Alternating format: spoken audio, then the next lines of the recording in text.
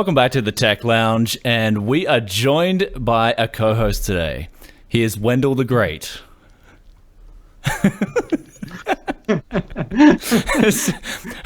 I just made it so dramatic, and then you just made it so undramatic. just Wendell the Wendell.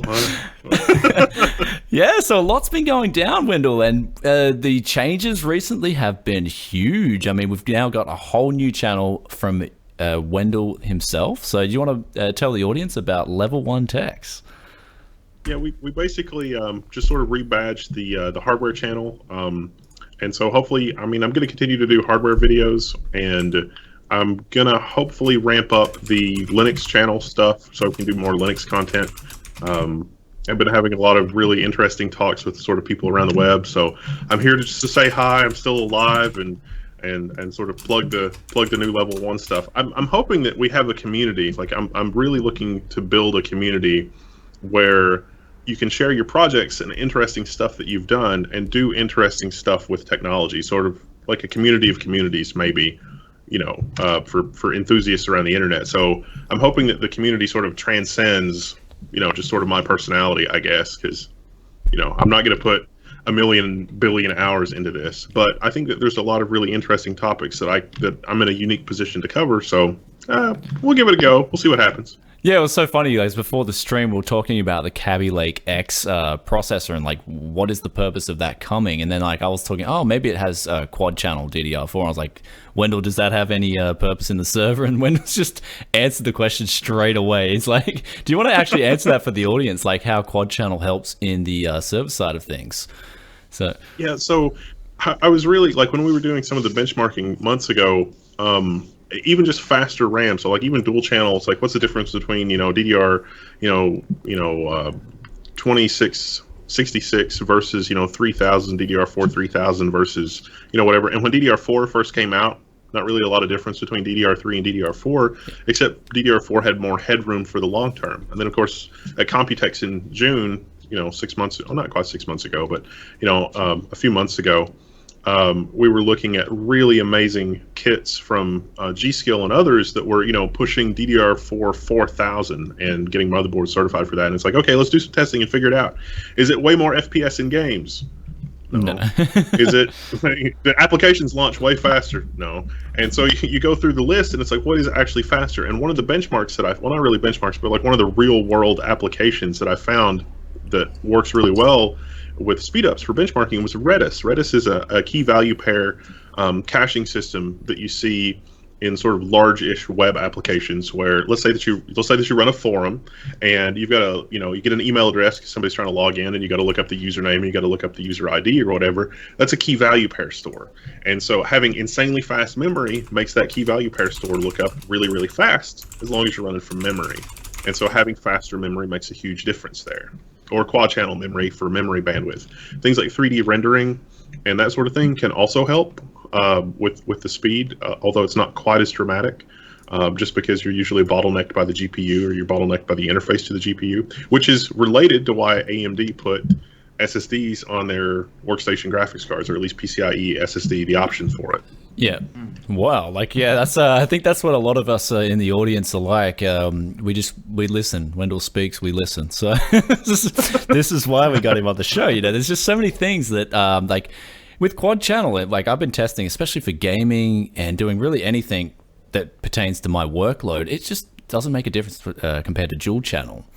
And so I was just like, I guess that's why on the LGA 1366 they went to triple channel, and then they dropped it down to dual channel, and it makes a lot of sense. But a lot of people in the audience wanted us to talk about Xeons. They wanted to get the Xeon Talk going again, because the last time we did do the Xeon Talk, we got interrupted, and we kind of had to rush on with the topics. But this time around, there's no limit.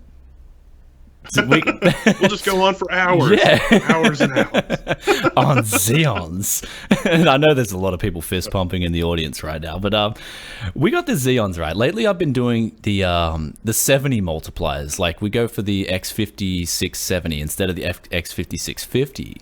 And that's been a big topic, like, on my mind, is trying to go for that 71 with the extra multiplier on there. Because back when those Xeons were really, and they still are really good value, back when those motherboards had no overclocking restrictions for the Xeons, you saw that those extra multipliers really help, like, at that sort of when you're maxing out the motherboard. Say, for instance, on 1366, you got, 190 megahertz dialed in there on the base frequency, and it just can't go any higher.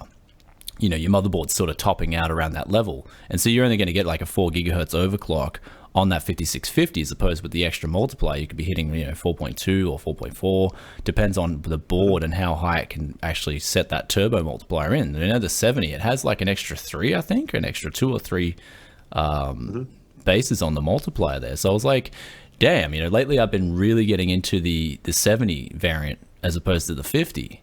And I think, especially when you're comparing it to, like, you look at Kaby Lake, an extra 1% IPC improvement, I think it's, it's a no-brainer that even this old hardware now is just becoming even more attractive. 1% IPC improvement, but we'll get onto that a little bit later. What's your thoughts on the old school Xeons, the 50 versus the 70 multiplier?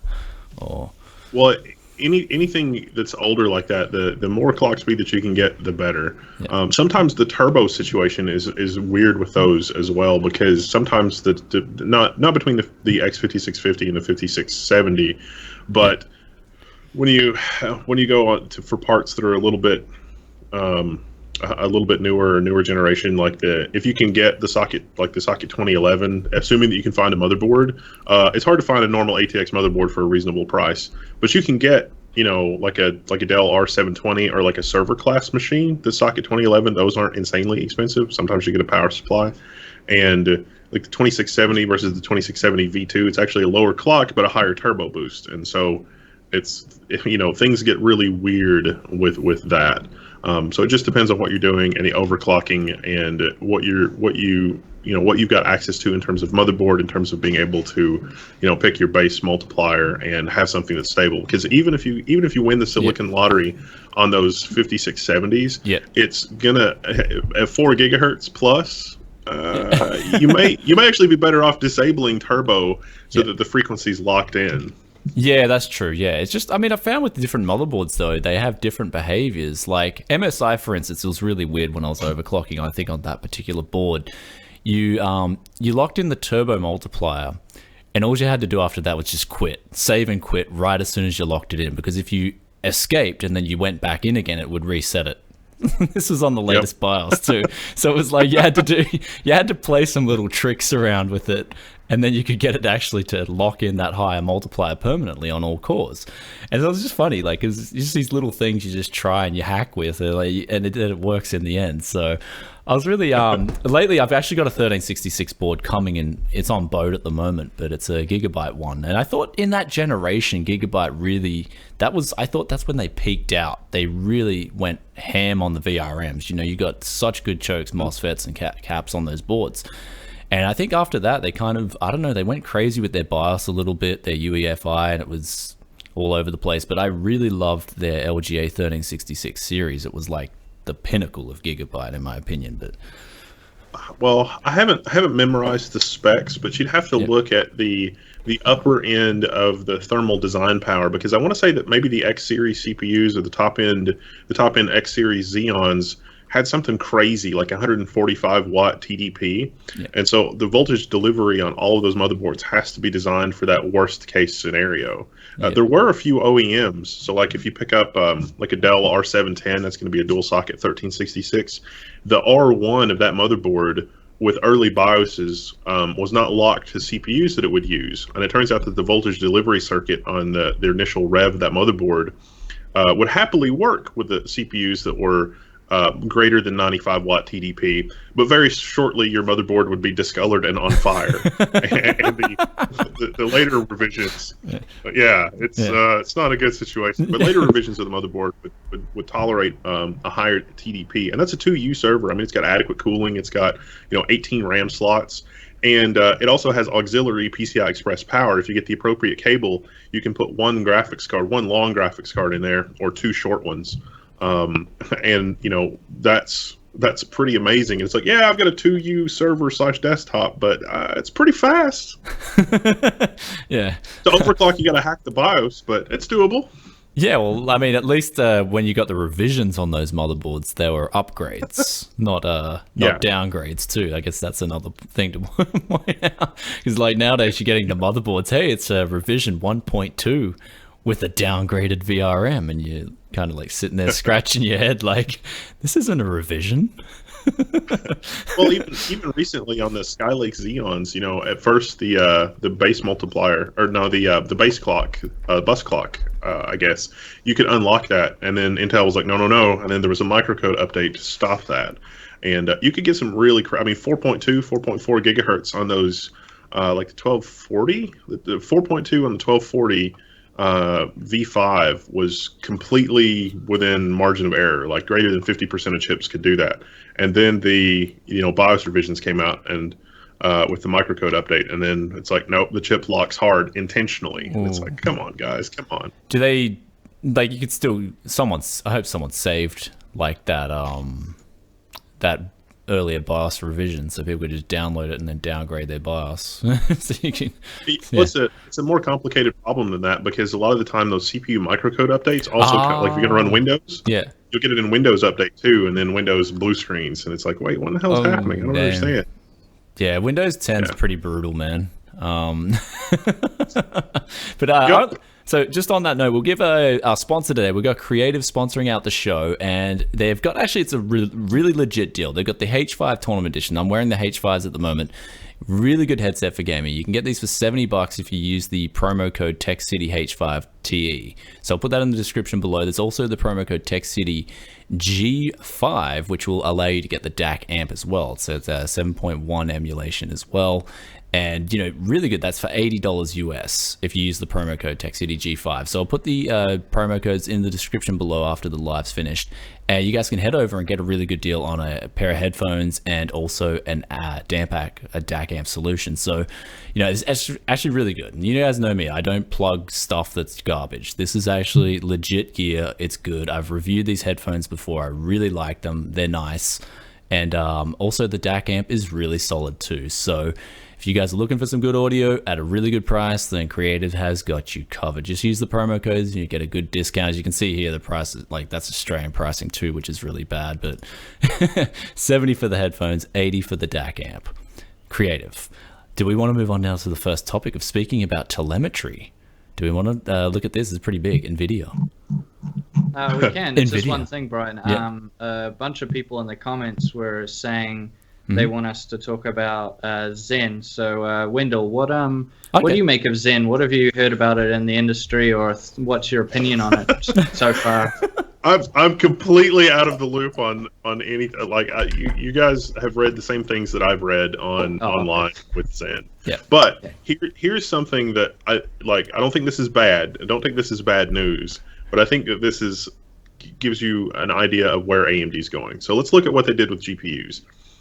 If you look at the market and you look at, the RX480, the RX480 in its own right is a really solid card. It is exactly in the middle of the market at about $200 for the card. It delivers really good performance at 1440. It delivers, really great performance at 1080 on even really complicated games, even games that I would argue are not really super optimized, like GTA 5. It's a really interesting, that AMD is not trying to compete on the flagship side of the world, that they're competing on the mainstream thing, because that's clearly where their bread and butter is. And so if you step back and you say that if you assume for a second that applies to AMD's business model for the rest of their stuff, then it's like, what about other inroads that they've made in the server market? And before, it was performance per watt. Before the 8350 race, where they didn't win the performance per watt, but before the 8350, and when they were really in a tighter race with Intel, it was performance per watt for a while, but they didn't have the fabrication process and they didn't have the other thing. So the Zen demo, thinking with all that in mind, think about the Zen demo that AMD did. They did a demo of Zen next to the Broadwell E, where they were rendering, which is something that parallelizes really well. Yeah. It is an almost perfect parallelization. 8-core desktop part. It finished slightly ahead of a Broadwell E that had its turbo disabled. So it was running at the advertised speed of Broadwell E. It didn't have any turbo temporally or whatever the turbo algorithm might have been for Broadwell E. And so that at least shows parity. Now, Broadwell E is available today. That Zen CPU is not yet available. Is it reasonable to think that they'll get 10, 20% more clock speed out of whatever part they were demoing between now and when Zen is released? Yeah, maybe. Does that mean it's going to be 10, 20% faster than Broadwell E? Yeah, maybe. Thinking about that, the other thing that you got to keep in mind, so, with all of that in your brain, then you got to come at it from Skylake. So you got to compare Skylake and Broadwell for the next thing that I'm going to tell you. Skylake, 4 gigahertz. Kaby Lake, 4.2 gigahertz at the top end for the K parts. Yeah. It is a clock speed race. You've probably seen Dimitri from Hardware Canucks and Puget Systems did some really amazing benchmarking of like the Adobe Creative Suite. Yeah. And it does not parallelize really well. That 4.2 gigahertz core clock is what you need to win the rendering race in Adobe Premiere, Adobe After Effects. It really starts to taper off, like. Yes. But here's the mind-blowing thing: if you roll back to like the 2015 R2 version of the Creative Cloud, it had an option for rendering multiple frames. That scales to a lot of cores really well. Even in that scenario, one of those garbage build, Xeon E5 2670 builds will absolutely destroy a Skylake system, but it's because it's able to render more than one frame at once. But in all the other benchmarks, that doesn't actually happen. And that option's not there anymore. And I blame Max for that. But that's a story for another time because of the whole, everything's quad core. So back around to your question about Zen. So Zen, I don't think is aimed at the desktop, or at least there's not enough on the desktop right now, except for enthusiast 3D, like some niche applications, to warrant more than 6 cores. And Intel knows that, and so they're going for the turbo, and they're going for it's going to be 2 cores clocking at 4.2, 4.4 gigahertz if you're just running something on 2 cores. If you're running something on 4, 6, 8 cores, then you're back down around 3.6, 3.8. And I think that Zen not competing head-to-head on those turbo clocks is not a good sign from Team AMD. But you go back to the graphics card, and they're targeting the middle of the road. And so this $1,000 8-core part that Intel, those days will be over. AMD is going to come out with a $500 part, $600 part that is 8 cores that's based on Zen, and it's going to be performance parity pretty close for that Broadwell E 8-core part. And that is what AMD is going to do for us. It is going to lower the price of the Intel parts back to something reasonable, because I don't think that $1,000 or $1,700 certainly is anywhere in the realm of reasonable. It's gotten out of hand. It's gotten out of hand. They just had it too good for too long. But one thing that's interesting, that maybe I'm alone in this, is with Zen that I'm looking forward to, is the platform update. I mean, how long has it been now? DR4 finally. Yeah, so I mean that's what I'm really looking forward to, and a lot of people out there are talking about what type of memory it's going to run. I'm nearly 99.9% sure it'll be DDR4, although I believe, like Intel, they will allow for DDR3L or low voltage. But for the people out there that think they'll be able to go from AM3 plus and take their memory straight over their DDR3, I don't think that'll be happening. Yeah, that would be extremely surprising. But yeah, that's what I'm really looking forward to, and I think that alone will entice a lot of people over. If there's a really good platform update, it comes with a lot of really good new features. I think a lot of people will be really liking that too, especially if they make it a lot more affordable, because just like what Wendell was saying, Intel's had it really good on the CPUs. The board manufacturers have, been creaming it as well. So that's what I think will be quite good too, that there'll be a bit more competition there. And that's what I'm personally really looking forward to. And I think a lot of you guys will as well, once we start getting a bit more traction. Well, I mean, that's the thing, Kev. Now you're going to have, like, when you buy that Zen CPU, you're going to be able to save some money so you can get the RGB AM4 motherboard now. Like, the RGB price will justify itself. So now your Christmas will be good for you, man. Oh, wait, Christmas 2017. Because that's the thing in that. With the Zen release date, they've kind of pushed it back. And I mean, are we going to see this thing like Q2? That's what I think, realistically. like mainstream, like enthusiast Zen, not the OEM desktop parts. Like, I think we're going to see it Q2 maybe instead of Q1. Like, they're advertising Q1, Summit Ridge, and it's kind of like maybe we're not going to see it that soon. So I'm hoping as well the overclocks are good as well, because like you're saying with Kaby Lake, we got an article here that's reported that one of these 6600Ks has hit 5.1 gigahertz at 1.33 volts, which is pretty damn incredible because it's based off the same architecture as Skylake, and we all know you can feed Skylake up to 1.4 volt and they're still fine. So, you know, that's kind of like, okay, how's AMD going to counter that? Because, you know, overclockers will all go towards the higher overclocking CPU line of things, if, you know, even if its IPC is similar. So I'm kind of worried about AMD if they can't get the overclocks out of their mainstream CPUs as well. That's one thing that concerned me, because they showed the blender test. I would have liked to have seen, okay, here's the blender test, but look, here's our cherry sample. It can go all the way up to, you know, X amount of speed already. You know, and when the process matures. Yeah, you're thinking exactly along the same line that I was, but I think that them doing the demo that they did is tantamount to an admission that where they are in the silicon right now is that they're not in a place where they, because I mean, turbo is basically overclocking. I mean, it's fun to have that conversation with an old school, you know, server person where it's like, by the way, do you realize your Xeons are overclocking? The turbo is really just glorified overclocking. And they have this, you know, ashen look on their face. It's like, what do you mean? And it's like, yeah, you're running a two thread process on an 8-core Xeon. Those 2 cores are running faster than stock. And it's like, no. And it's like, yeah, no, it totally is. It's just that Intel's gotten so good at overclocking that they're confident in the stability of that. And, you know, the enthusiasts are what have driven that. There's no other really better solution to that problem, honestly, is creating a situation where the server can try to get that job done as soon as possible within the physical parameters of that. I mean, are you going to run all 8 cores at 4.2 gigahertz? No, the thermal stresses alone, it's not going to happen. Yeah, you cheap server CPU.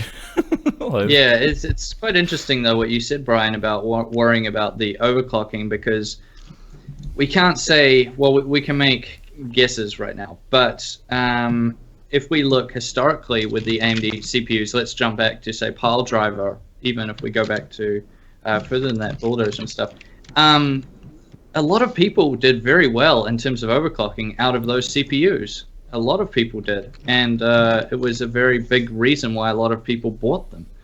So I would say if that trend continues, which we're hoping it will, then it should be very good at overclocking. However, judging by what we've seen from AMD through that announcement and that, it does lead me to believe that maybe that there might be some questions around it. Otherwise, they would have shown the performance when they compared it to the 6900K Broadwell CPU, which is what I run. They would have shown it at the higher clock speeds, and then so maybe there was a reason. But again, I tell you guys this all the time when companies are showing off performance of new products, is that they're going to show it to you in the most positive light they can possibly do, and the real world difference is going to be pretty substantial a lot of the time. So something to keep in mind. Yeah, I'm personally waiting for the Cinebench results. I think, you know, with overclocks, it's pretty consistent, like what you're going to see in the real world. Like, max potential-wise, Cinebench can utilize everything. So you're going to see max potential multi-threaded performance. Then you've also got the single-core performance thread test in that as well, which I find is generally pretty accurate to everything, really. So that's, I guess, why Cinebench is a real king of a benchmark when it comes to just core CPU performance. The OpenGL test is a little bit funny. I don't really look at that at all, because I've found some weird like correlations there with like level 3 cache of all things.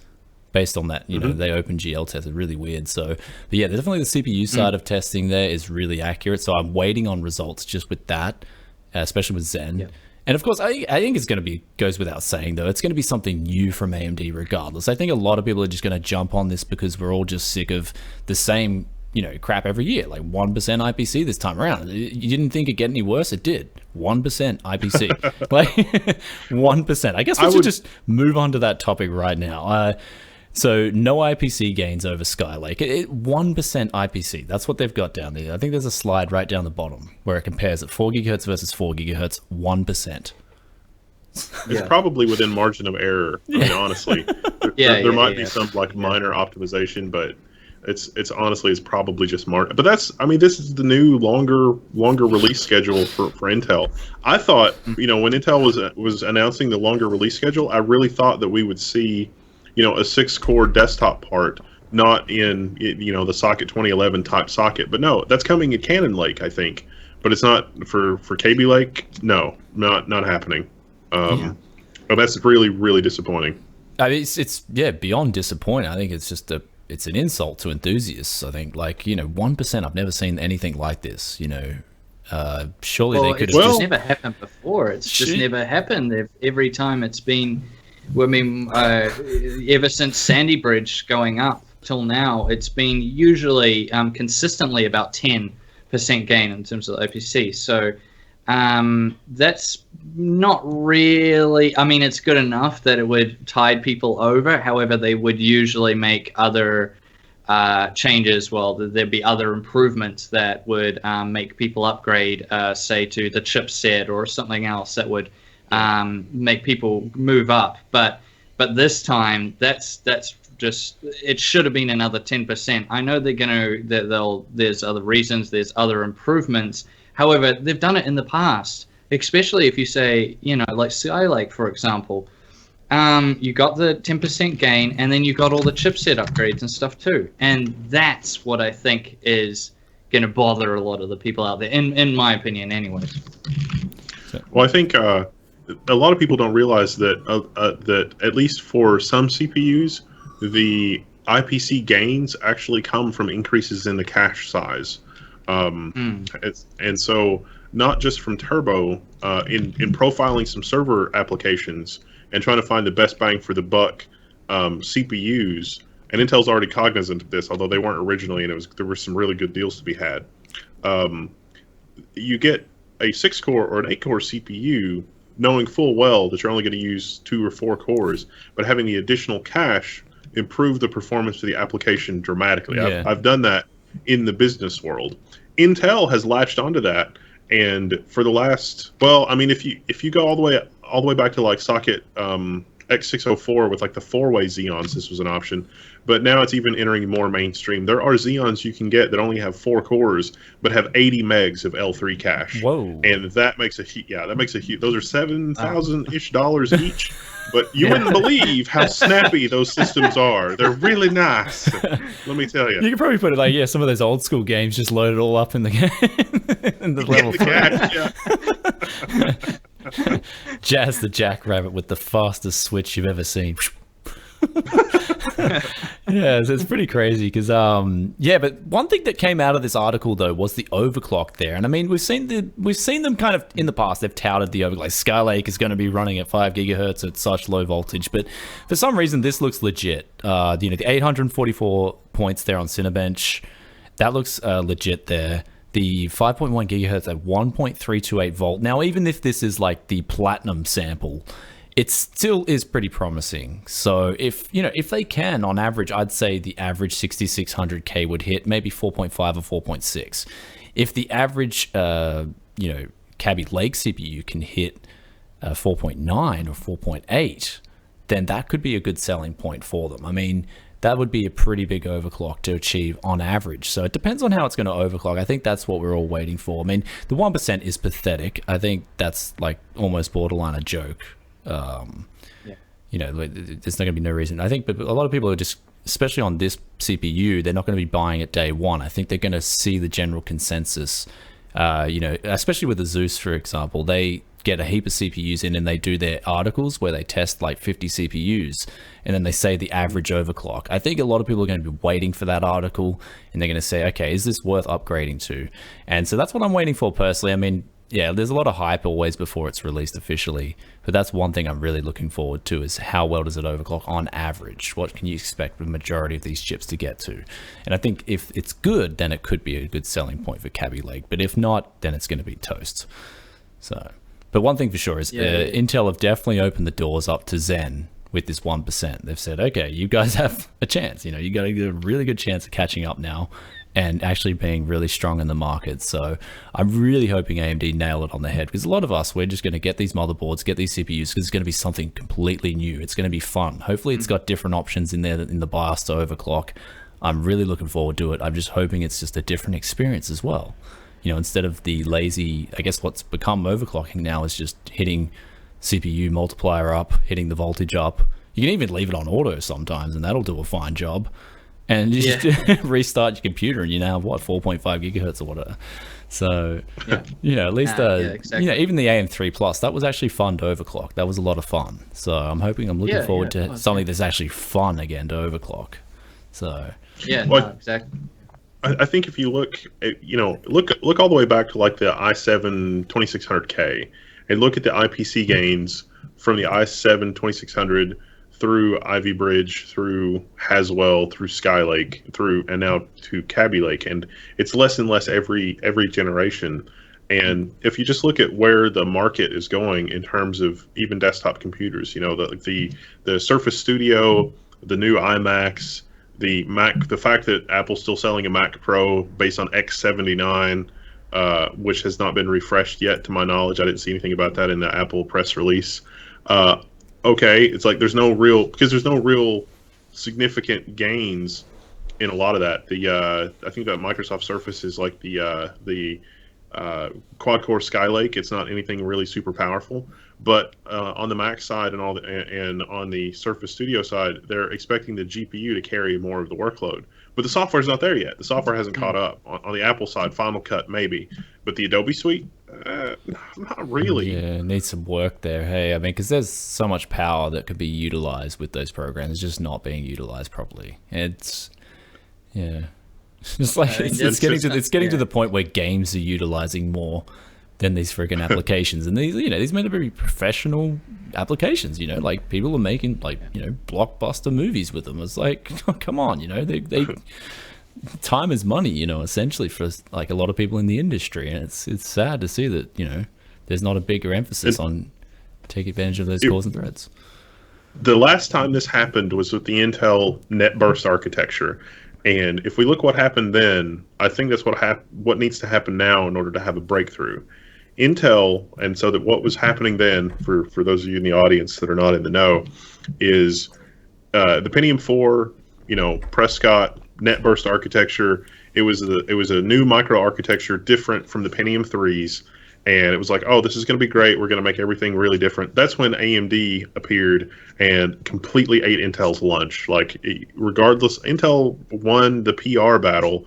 They actually got sued for $1 billion in Europe and lost for anti-competitive practices. Nobody ever likes to talk about that for this era. And the Athlon X2 and a lot of the Athlon CPUs from that era were just head and shoulders better than Intel at a lower clock speed, insanely way higher instructions per clock. I mean, it was a fundamentally awesome thing. NetBurst was a dead end. Literally, Intel had to scrap it. Intel was working on the Itanium, which is their 64-bit architecture, and they're like, the Itanium's gonna take over. The Itanium turned into the Itanic. It sank. It was bad. And Intel was sort of left holding the bag. So Intel Israel took the Pentium 3 and put 2 Pentium 3 subunits on a single piece of silicon, added a ton of cache, and it was literally basically a Coppermine Pentium 3, 2 Pentium Coppermines with the interface circuitry like you would have in a dual socket Pentium 3 server, but instead of having 256 kilobytes of cache, it was like 4 megs of cache. Well, no, the original Core Duo was a couple of megs of cache. Intel had been marketing clock speed so hard as like the thing for NetBurst. They didn't release it in America. They released it in Japan. It's Core Duo. I think I talked about that a little bit last time. Yeah. And what happened to get Intel to let go of NetBurst and to scrap it and to go back to Pentium 3 was a new microarchitecture that didn't suck as bad as NetBurst. And so here we are. We've tapped out this microarchitecture. There doesn't seem to be a whole bunch of room to grow except in clock speed, and much past 6 gigahertz on silicon without liquid nitrogen cooling. It's a problem. So we need another substrate. And that's 10, 20 years off. And we need it now. But the problem is, it's a long time off. So Do microarchitecture time? Yeah. I don't know. There was an article about intercore communication, speeding up intercore communication as a way of addressing this problem. And if you go back to what I was saying about Sandy Bridge and Ivy Bridge and all those, if you look at the improvements, all of the improvements have been around the interface. The memory interface is insanely awesome now.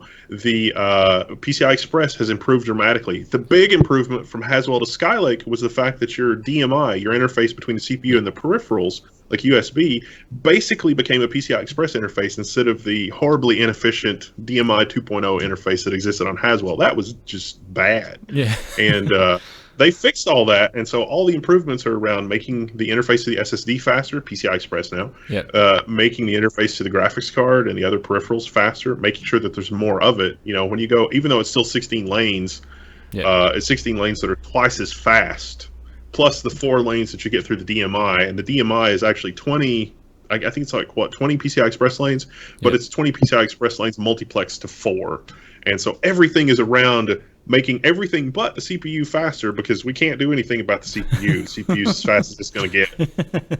It ain't getting much better, folks. Gross oversimplification, but that's basically where we are. Yeah. We're right back to where we were with the NetBurst architecture. Damn. So we need something new. I hope the Zen might be it. I don't know. Well, we'll see. I hope Zen's something where we get just a fresh new experience. But I mean, I gotta say, man, whenever Wendell speaks, you just stop and you just listen. And it's just like you go into every detail. It's so freaking cool, man. There's a term for that. It's called rambling. Yeah, rambling. But this is I love having you on the show. Like, I mean, last time we had you on the show, it's just you just go in depth to the point that I haven't seen another reviewer go in depth that far. You know, like, it's so good. You just know it. Like, I guess you've been in the field on that level for so long that you just share, and your memory's really good, and so you can just share everything with the audience straight up. And I mean, me personally, I'm just sitting here like, so, yeah, you know, because back when you knew about the NetBurst architecture, man, I was a little noob on computers, so you just refreshed everything, and I was just like, wow, you know, I was a little kid running around and being a noob. So like, so like for me, it's like crazy because Intel was like, 3.8 gigahertz is where you need to be, and it's like this 2.6 gigahertz CPU is running circles around this 3.8. How is this possible? This doesn't make any sense. And it's because the NetBurst was just sitting there spinning its wheels. It had the clock speed, but it couldn't get anything done.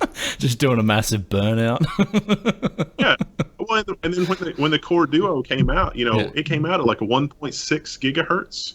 And that 1.6 gigahertz CPU would run circles around a mainstream 3 gigahertz Pentium 4. And so, Intel, because they had marketed clock speed as like the thing to have consumers look for it, and it wasn't really about clock speed, they sort of painted themselves into a corner, which is why the Core Duo was only available in Japan. It started to show up a little bit in mobiles, but you couldn't get a desktop. I had to import an Acer motherboard and a Core Duo CPU from Japan just to try it, and it was like, holy crap, this is amazing, this is great. But meanwhile, Intel on TV was still like, 3 gigahertz is amazing, and AMD was having trouble, getting 3 gigahertz on, but there was no point because 2.2, 2.4. What year was this? I may have had a laptop. Was it 2000? Would have been 2005ish. Yeah, 2005. Yeah, because I remember in university I got a laptop from Japan, and it was just it was light years upon anything I had in Australia. And I was like, because I tried it at the store and I was like, what is this magic? And why is it so fast? Yeah, and it also had the gloss screen. Like in 2005, it had the gloss screen. I mean, you guys probably aren't big fans. I'm a big fan of the gloss screen, though. And I saw it, I was like, this is magic. Just bought it. I brought it back to my university on the Gold Coast. And I remember everyone just looking at it. People were just staring. They're like, what is that thing? Because it had a 17-inch screen. And in 2005, 17-inch screen, it was really fast. And you had the gloss screen, and people were just looking at it and staring. It's my laptop, Yeah, I think it did have the Core Duo in there at the time, and it was like, wow, it was really good. Because to what I had it back at home, it was like even a laptop was almost as good, pretty much as good as my desktop. I was like, damn, So yeah, most people did not realize that the 2 in Core 2 Duo did not mean anything to do with it's like 2 Duo, and it's like, wait, that's redundant, isn't it? It's like that was a second generation product. The first generation never hit the States because Intel was too afraid that it was bad. Like the marketing, that they weren't really sure they needed to work out the bugs. But the Core 2 Duo, I mean, let's call it what it was. It was a revamped dual Pentium 3 on one piece of silicon. And it's like, I mean, I'm not trying to diminish what the Israeli team did at all. I mean, they did a really good job. All of Intel's other engineers were busy working on the Titanic trying to save it, and I don't think it worked. I think Intel ended up laying them off, most of them. Yeah. So it's just like, oh yeah, the titanium. Woo. You can't save this sinking ship. Yeah, it's gone. And then AMD, AMD got a hat trick with all this, because they did the X60, or they did the X2, and then they did the X64 extensions. Like that was AMD. AMD was like, let's do a pragmatic 64-bit transition that's still x86 compatible instead of whatever this Itanium thing is. And so the first 64-bit CPUs were from AMD with the EMT64 instruction set, and Intel was like, get our 32-bit Xeons, and then finally they were like, all right. Yeah, we're going to license that. Yeah, it was making significant inroads. The Dell R715, the Dell R715, was a really amazing seller for Dell, and it was the Opterons that were AMD by then. AMD had worked out all the 64-bit stuff, and it was running like grease lightning, and even that's 1366. Competition, and the Opterons were still trading blows with Intel on that, which I thought was really interesting. Yeah, that was back when PC building was really good. You didn't have to pay for overclocking on the chipset and the CPU, and now you've got the OS locking you in too. You have to use Windows 10 with Kaby Lake too. But just some other details with Kaby Lake 2 is they're releasing the BaseClock on the 7700K at 4.2 gigahertz, which is kind of interesting. Pricing is set to be around $350 US, which is pretty expensive. And then you've got these the other one there that the enthusiasts are going to be looking out for is the 7600K, which is coming in at $240 US. Not too bad if you can get really high clocks out of it. And that's coming with a base frequency of 3.8 gigahertz. So we have seen that the 7700K is going to be the highest out-of-the-box Intel chip ever, isn't it? At 4.2 gigahertz base frequency. Yep. Yeah. So you can see that they're pushing clock speeds. I mean, that may be a good indicator that the overclocks will be good, because if they're releasing the base model at 4.2 gigahertz, then you might be able to expect a good, bump over that. It just depends if they've licensed some magic from Nvidia with GPU Boost 3.0. That thing is insane. You put your GTX 1070 in it, it's almost reached its max overclock.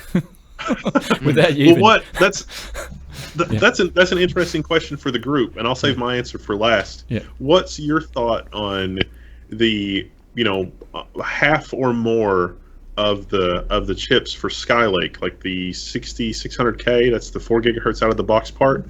What's your overclock that you guys were able, like, that you think that pretty much 50% or more of Skylakes should be able to hit without ridiculous face melting voltages? For a 6600K.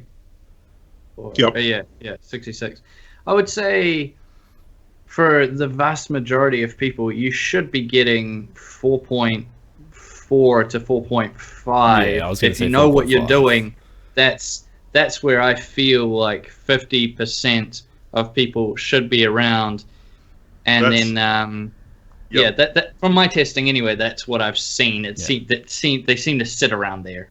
Anecdotally, I completely agree with you. Just based on my own experience with a bunch of Skylake CPUs, the i7, 4.4, 4.5, it really seems to be the cutoff point. 4.6 is really hard to attain with those. And so we're talking about a 500 megahertz overclock. I think with the 1% IPC gains and not really a lot of changes under the hood, I'm going to call it here. I might be wrong, but I think that we're going to be hard pressed to see anything past 4.5 or 4.6. Dang. I don't think we're even going to get quite as much overclocking without ridiculous voltages or without some kind of crazy cooling solution.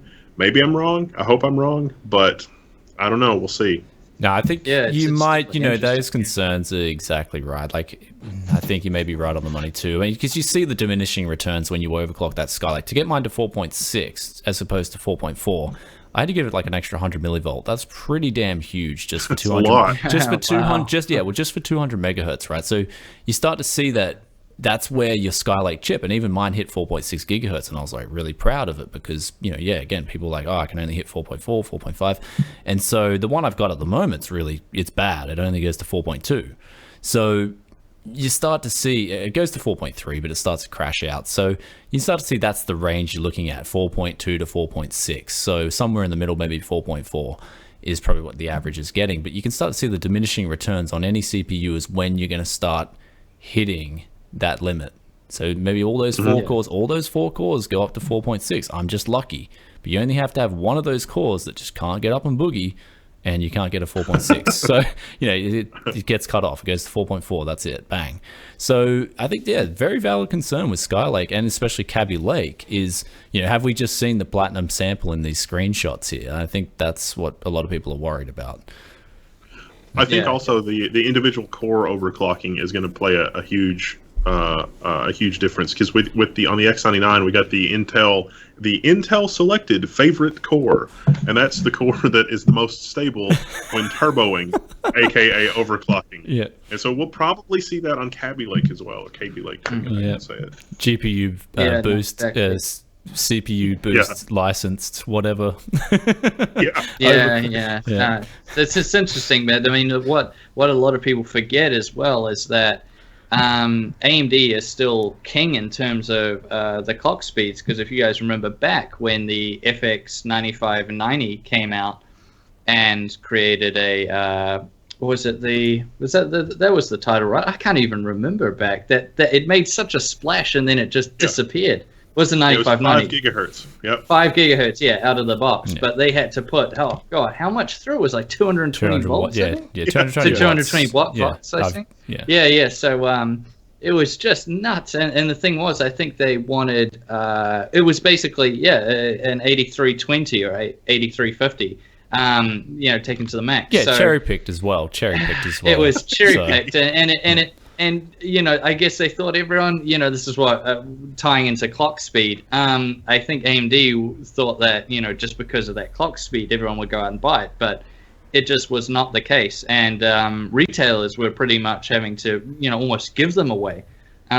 Because people just didn't buy it. Yeah, they saw a price drop very quickly. They just didn't buy it at all. So yeah, I saw them just plummet from when they first came out. So I don't think it is good that the clock speeds are getting higher for Intel, because they stayed too low for far too long. It was like 3.9 turbo for a very 3 general, because it was Sandy Bridge, the 2700K went to 3.9, and then that carried, the 2700K in itself was a pointless CPU, because that and the 2600K were essentially the same thing, I believe. It was the same thing, it was just a 100 megahertz bump up for the 2700K. If I remember back to the Sandy Bridge days, and that 2600K. Yeah, 2600K is still the king, in terms of that was the CPU to get. At the time, and still even to this date, that CPU is still... it's I've never seen such a good value for money. When the 2600K was out, I just remember everyone going crazy. I don't think a CPU has ever made, Wendell might be able to correct me here, but for me personally, I don't think any CPU has made quite a splash as when Sandy Bridge came out. Especially, you could maybe go back and say the Core 2 Duos or Core, to a certain degree, but I just remember the 2600K and of course the 2500K as well, just being the bee's knees. Everybody was talking about it, and everybody was going crazy because people were getting just these massive overclocks out of them. And it's funny. I think, at least in the States, the corporate surplus cycle is hitting on those 2600 series generation desktop CPUs, and so even I've been picking up Dell and HP workstations that are i5, 2400, 2500, 2600, not K obviously, because K parts never used in those.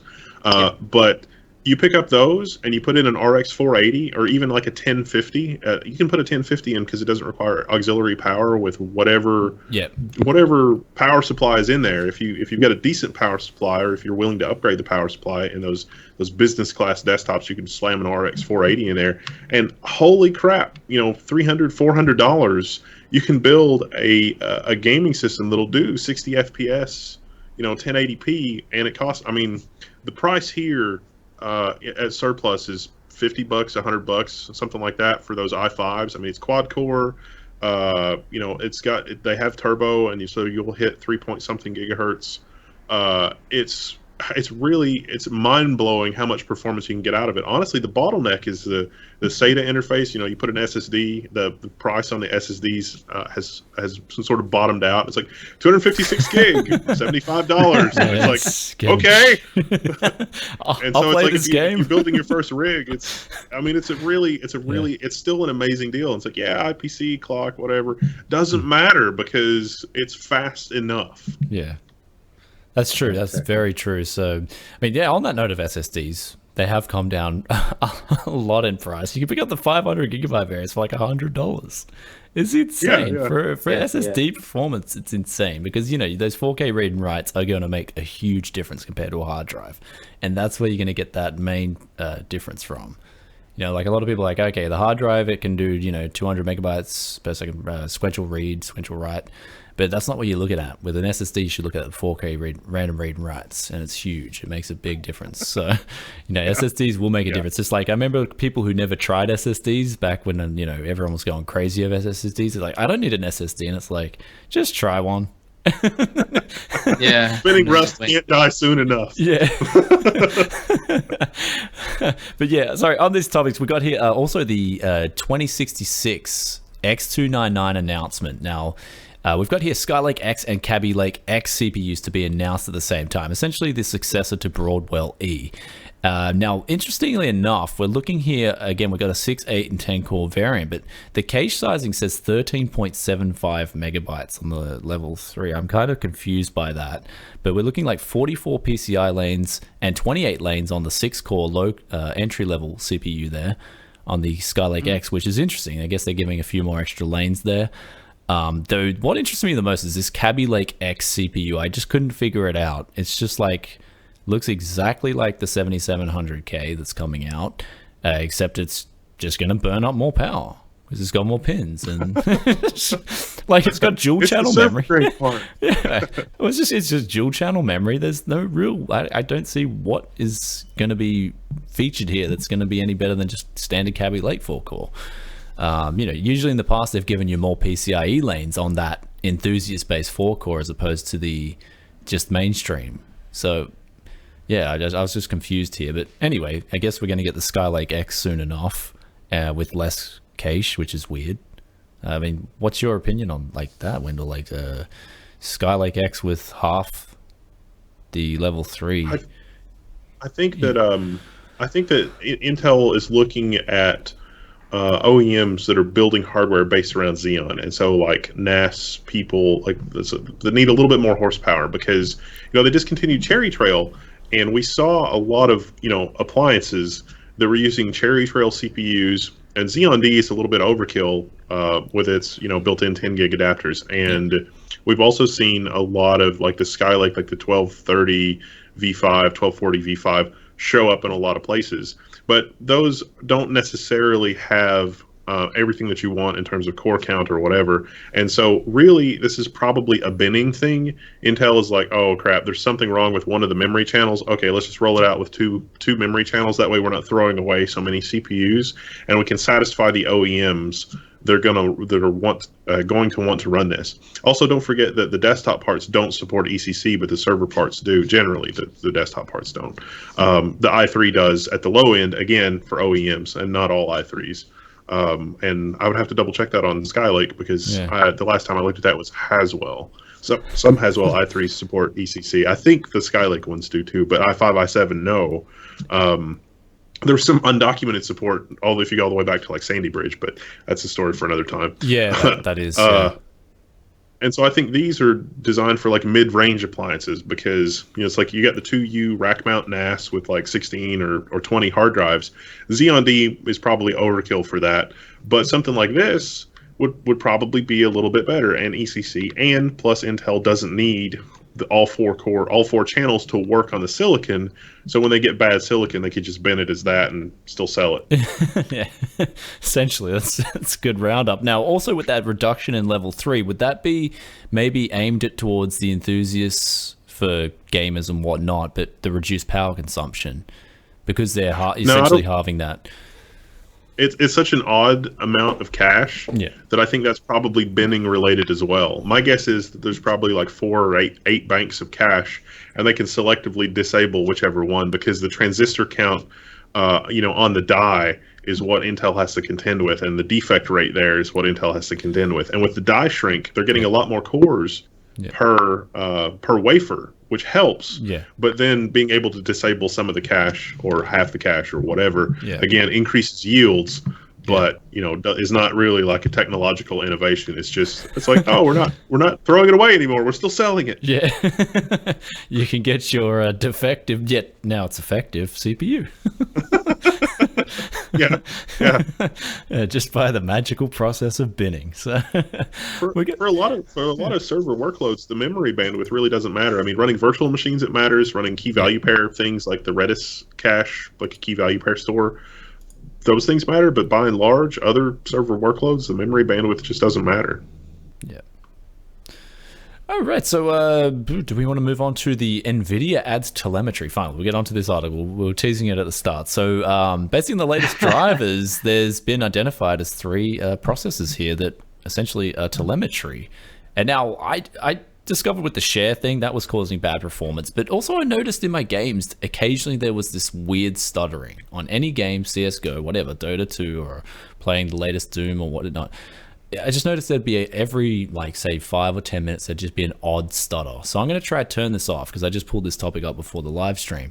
And yeah, they're adding telemetry in there now. So awesome. Like, Windows has added it in. Now Nvidia's taken their shot. And also check the Windows DVR thing. You know about the Windows, Windows, like games for Windows? Yeah, make sure that's disabled. Because that bit me in the ass a couple of times now. It's like I disabled it, and then Windows Update was like, "Oh, you didn't mean to disable that. Let me turn that back on."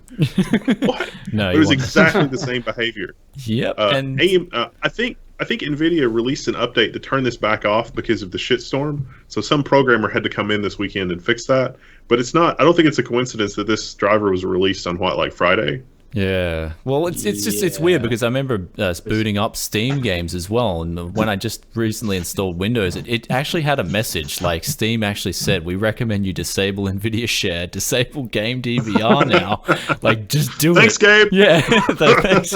Like, there's actually a warning message coming up on your screen now. Disable these 2 things; they're terrible. So now there's another thing that's going on behind the scenes with the Nvidia driver, and that's telemetry. So they don't know exactly if it's caused by the GeForce experience or whatnot. There's still more, like, I guess trial and error that needs to go on there, but there is a fix for it. I will add the link in the description. I'm definitely going to be turning this off straight after the stream, because I want to test it out. It's never a good thing. Just, it's mainly, I mean, even if it is invasive or not invasive, we don't know that yet.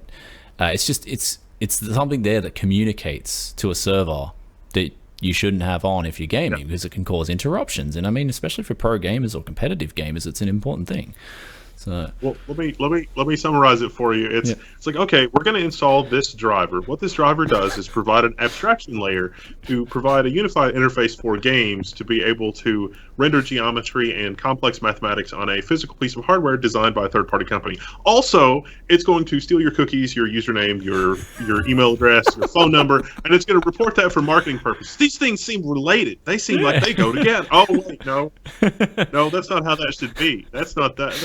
Those things don't go together at all. Who did this? Why aren't they fired? Yeah, there's a negative correlation there, because your gaming performance is going down with this crap turned on. So I think that's Major Geeks discovered this. Like, kudos to Major Geeks for finding this out. It's always great to be in the tech community and find these things out. So that's a really cool thing. There's a marketing guy right now that's writing an email that's like, "I swear the engineers told us the game would run faster if we loaded 50 copies of your email address on the GPU while the game was running. You get an extra 5 FPS. Sorry, blame the engineers." Yeah, and then the engineers will say, "We didn't do this." It's just the typical politics that goes on in companies now. Oh, it was this division's fault. Oh, no. They should just have. Was that wrong? Should we not have done that? They need to make the new division blame this division. So it's the blame this division's fault. Oh yeah, it's their fault. That half a gigabyte of RAM, the same people. Yeah. 60. The clown division. Yeah, it's the clown division's fault. We've specifically made them as a new division so we can just blame them. You heard it here first. That extra 512 megs of RAM on the 960 was for storing your personal information on the graphics card so it can be secure. That's why they did that. Yeah, that's probably what they did. On the 970, just had that little basket of cache on there, just because it's the most mainstream desktop GPU. It made sense at the time too. Yeah, 970. Yeah. It's so long ago. It's like I don't remember. Well, yeah, actually, there was that lawsuit as well where people got a $30 refund. It was only limited to America, so that was kind of sad. Yeah, so I would have loved to have get a little refund, but yeah, pick and choose. But some other big news. Should we? Did you want to move on to just the Steam games? Yeah, sorry, and there's the big announcement from the Steam games as well. So actually pull this up as well, which is a really good thing for the consumer. I mean, Valve seem to be going in the right direction. I really like what they do. This is another thing, what they were doing that's really good for the community is they're enabling now any game developer has to advertise pictures of real in-game images now. They can't show out like the No Man's Sky effect. They can't advertise something that's not coming out in your general gameplay experience, which is really good for the consumer. It stops this fake marketing crap. That's what I think. It's a great thing that's coming into Valve here. What do you guys think? Maybe Wendell or Kev. It's definitely a good thing to happen, because a lot of times I'll go onto a game that I don't know nothing about, that maybe some new indie game or something that hasn't had any marketing, and I'll go in and I don't even know what's happening in the game. Like, it'll be pictures of fan art, and then the video will be some movie that they've made for it, and I'm like, what type of game is this even? Is it an FPS game? Is it, what is it? And you just have no idea. So I think they're calling this the No Man's Sky effect, and it's true, but I think it was something that needed to happen a while ago, and this has just kind of forced Valve into doing it because of all the complaining. But yeah, it is something that I definitely think needed to happen, so that you really do actually know what you're purchasing, because a lot of times people will be buying a game based off really nice art or something, and it's not what they thought, or even the info that they write under it is not correct, or it doesn't actually tell you that much about what the game. Maybe it just tells you the story or something like that. So paid off reviews too, and paid off reviews. So. Yeah, and paid off reviewers. Yeah, so that, but yeah, that's what I make of it, anyways. Yeah. Yeah, I mean Titanfall 2. Oh, sorry, you go, Wendell. No, it's I agree completely. I mean, No Man's Sky was a real disappointment, and I don't see a downside to this change. I think we should all be celebrating in the streets because of this. Yeah. Put your pitchforks in the cupboards, fellas. It's time to party. They can just stay in the closet. So another thing too is the brain fart. I was gonna say something, then completely forgot. That happens. Well, how about we talk about AMD Vega? I saw some people asking about that. So, Wendell, I'll ask you the same question I asked about Zen. So, heard anything from the industry? A lot of people, you heard any murmurings or anything like that about Vega? HBM2, apparently, from the rumors. Yeah, the RX4, the only thing that I know is the RX490 is going to be the first generation part based on Vega. And that's literally it. Yeah. Yeah, that's, I think, confirmed now, isn't it? Yep. Pretty much confirmed. Yeah. Yeah, and so, but it's not coming the first quarter of 17. It's coming, I think, in the first half of 2017, which probably means something. Oh, really? I could be wrong. First quarter. Oh, okay. Yeah. It might be. I mean, they might get it out, but I suspect it's probably going to be pushed to like a summer release. I could be wrong, but you got to look at it from AMD's perspective, though, is because AMD doesn't think that they need a flagship product, because most of the market is not buying flagship cards. Most of the market is not buying a 1070 or 1080. I mean, look at the 1050 Ti and look at the 1060 and look at the RX480 and the RX470. That's a mainstream card. That's what most, like, if you go, if you buy a computer from Best Buy, or you buy a computer, you don't build your own. You would be hard pressed to even be able to use a 1070 or a 1080 just because of the power requirements and cooling. But a 1060, 1050, 1050 Ti, 470, 480, RX470, RX480, it'll work fine. And pretty much it'll work fine even in those shitty surplus computers you can get for $100. But 1060, 1070, 1080, ain't gonna fly in computers like that. Especially with a 1070 or 1080, yeah, that's very true. Like, you're getting those pre-buys as well. The CPUs just aren't overclocked. In games, like if you were to do Battlefield 1, for example, with a 1080 or a 1070, and now people buy those computers from the stores, they might not even be playing 4K. They might be playing 1440p or 1080p. Especially at 1080p, that CPU is just going to be a bottleneck for those GPUs. They are raw performant. They are very fast graphics cards. And that's one thing I will say about the GPU industry. At least we have been getting solid, consistent gains every year. So, like, kudos to the GPU industry as opposed to the CPU industry. So... I mean, I agree in a lot of ways with what Wendell was saying, is that the majority of the market is in those mid-tier cards, or what a lot of people call the value for money type cards, where you look at anyone who's done reviews or put the numbers out, and you'll find that the things like the 480, 470, 1060, and that in terms of the performance, the cost per frame, I should say, those cards always do extremely well. However, on the same note, I would say there's definitely still a big market, not a big market, but there is a market there for these high-end cards. And what I will assume will happen, the 490 will come out and it'll beat the 1080 in pure performance. Then Nvidia is just sitting on their hands waiting to see. As soon as that drops, they'll wait like 1 month, the 1080 Ti will drop and that will smash it. And it's exactly what happened with the 700 series. There's the 780, 780 was out, and the 290X came out, and everybody was like, wow, look at that. The 290X was, really hauling, and then 780 Ti. So that's what I would imagine will happen. Also, the fact that memories, Brian can probably elaborate more on this because he did a whole video about it, is the murmurings now about the 1080 Ti memory being not a downgrade, but it's definitely not going to be what a lot of people thought it was going to be. Hey, Brian? It's looking to be like non-X. I think that's a very smart... just GDDR5. I think it's a smart play from Nvidia for two reasons. One, they're going to save money. Two, the 1080 is still going to be relevant if they do that.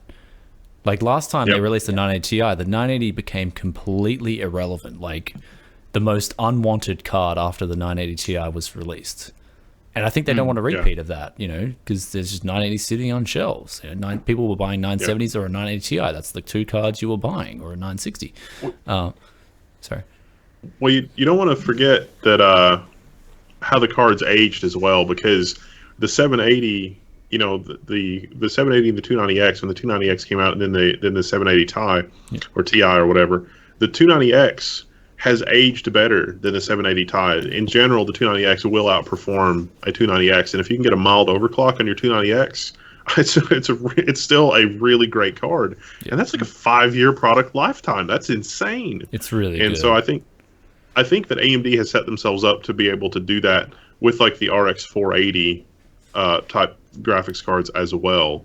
And so my guess is that when Polaris comes out, the performance is probably going to be a little bit disappointing, but with HBM2 and all of the other stuff around that, I think that AMD is going to be in a position to maybe even leapfrog Nvidia, because Nvidia had worked with AMD on HBM, and I figured that the 1080s were going to be based on like Nvidia's first foray into HBM, because it's not. And because AMD is going to be releasing HBM2, first quarter, whatever, next year, it seems like Nvidia is going to be behind the 8 ball on that. Yeah, maybe with HBM2 as well. I mean, HBM2 is going to be the standard due to that memory limit on HBM1, but HBM2 is definitely looking like it's coming in with the first Vega card. But Vega will be GCN based, I'm assuming now. They're just essentially grabbing the Fury X, dropping it to 14 nanometer, and putting up support for HBM2. So yeah, I think the performance will be behind that of the actual, core GPU performance will be behind that of Nvidia's offering. But at the same time, if they have a great card at a great price, that's going to be, like the RX480. Look what that did to the market. It's doing great things. And the RX470, I'd arguably say, is becoming an even more important card for the market now because of that pressure from the 1050 Ti. So as always, I'm looking forward to products being released, and speculation's always a hard game, because we don't have any product with us. We don't know what the engineers are thinking, what they're, how they're going to approach that, how it's going to overclock. More importantly, I mean, especially with the RX480, right? We heard that when they were first released, they didn't overclock that well. We're getting I saw 1370. I've got another one here that hits 1366. That was about where my cards were overclocking. How about you guys? What were your RX480s hitting in terms of max overclocks on the core on it? Not much. I couldn't overclock mine at all. Yeah. And that's the thing. Now people are now the rumor is, I don't know for sure because I haven't picked up latest RX480 off the shelf, but apparently they're going well into the mid 1.4, so 1450 megahertz or whatnot. That's apparently the word on the street now. So, I mean, I don't think silicon can mature that quickly, but sure enough, that seems to be the rumor now. So I'd love to try it, but I mean, again, Vega's going to be dependent on a few things, not just raw core performance. It's going to be how well does it overclock? What's the price? Is HBM2 going to be a great thing if you get two of them together at 4K? So you'd expect it to be, but I think the main thing that AMD will win big time is you had to make a video when discussing the 1080 Ti and basically the memory in that. If it's just running GDDR because of the bus width and everything else, it's not going to be a downgrade, so to speak. The problem is that there's guys like us that know, and probably the majority of our audience as well are pretty clued up. There's a lot of people out there that don't watch tech reviews and stuff. They'll just walk into the store, and when they're reading the boxes, they'll see with the 490 or whatever, it'll say, HBM2 and this ultra fast memory, and they'll go over and then pick up the 1080 Ti, and it'll say, oh, this is, and they maybe know their current graphics card maybe is GDDR5, and they'll go, hey, that doesn't seem like as much of an upgrade. So from a marketing perspective, AMD is going to be able to go absolutely crazy with it, and Nvidia will be slightly on the back foot. So I think they will have that going for them, which a lot of people out there, just the fact that you, Brian, had to make a video discussing it is sort of shows that people will be slightly confused, especially if they are somewhat, maybe they just learn about each GPU when they first come out, and then they'll be like, hey, I thought the 1080 had GDDR5X, how come it's gone in this other direction where AMD, I remember back to, this is them thinking, oh, the Fury X had HBM and now the 490's HBM2. Oh, that's cool. That's like progression, If you see what I mean, if you're looking at it from the average sort of consumer's perspective, I think marketing wise, and I mean that's half the battle, will do very, very well also. What you'll start seeing benchmarks on boxes now. Other companies' card, our card, and you'll just start seeing the bar like twofold. Oh, I'll get exactly. Who cares about the other company? I'll just get this. That's probably some new marketing strategy you'll see quickly. Nvidia will be like, oh, HBM2, we know it's better, but we've got to counteract this, guys. Get the benchmarks on the boxes. I think too that the RX480 kinda represents a sea change in the way that overclocking happens on the AMD side anyway. And you kind of got some transparency into this with the initial driver power management issues that the RX480 had, where it was drawing a little bit more power than it should have from the motherboard, but they fixed that in a driver update.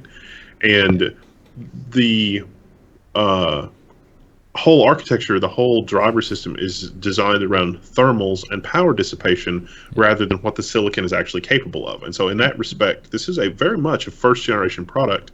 And so the second generation product, in that regard, in terms of power management and TDP, I think that AMD's engineers are going to be able to figure out a lot more and get a lot more right. Because if we look at what Intel's been able to do on the turbo side of things and what AMD's been able to do on their equivalent clock boost technology, that needs to be incorporated into the GPU because a lot of people got the RX480 overclocking wrong when it first came out because it was like, oh, let's just up the clock speed and let's just do this and run with it. And it's like, no, that's not really how this works anymore. You've got to target specific things, in terms of power dissipation and things like that. Otherwise, you're adding heat needlessly because the card is all about power management, shutting parts of the chip down that you're not using, for thermal reasons and keeping everything powered up, amped up, ready to go, and keeping the clock speed at whatever for the top end. Yeah. That doesn't really like when you're doing a